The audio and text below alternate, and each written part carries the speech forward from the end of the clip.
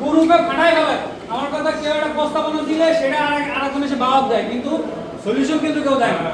আমার কথা যে সমাবর্তন নিয়ে যে প্রোগ্রামের কথা হয়েছে, আমার কথার প্রয়োজনে আমাদের সবাই গ্রুপে সবাই অ্যাড দাও, অ্যাড দেওয়ার পরে আমরা কথা বলি।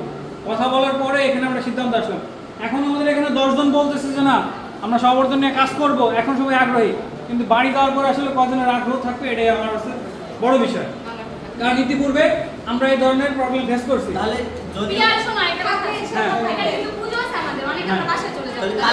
তো আমরা কথা বলি, আমার কথা আজকে বা কালকে না, আমার কথা যে আমরা চাচ্ছি যে গ্রুপে আলোচনা করে সবার মতামত দেয়। তোমাদের পূজা আছে, কার কি সমস্যা আছে,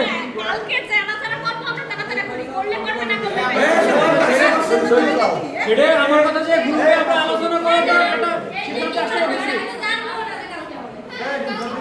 গ্রুপে তো বললাম তোমার সাথে যারা অ্যাড আছে তোমার অ্যাড করে আমরা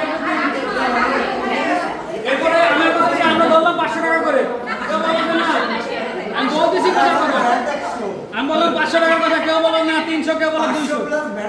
আমার কথা বুঝাতে পারছি। এখন মনে করে যে খুব জোর আছে, কিন্তু কালকে দেখা গেছে গ্রুপে খোঁজ নিলে কেন খোঁজ থাকবে না। নাম্বার হয়তো বড় বিষয় না ভাই।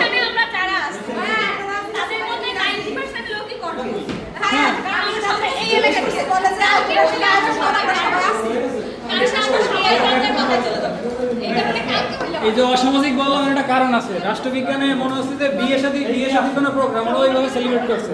কি করছে? ওকে চড়াইবাজি এবং ওকে জুড়ে একসাথে করছে। আমার কথা যে কেউ চড়াইবাজিতে নট দিলে কেউ কি করে না, এই বন্ধু আসে না।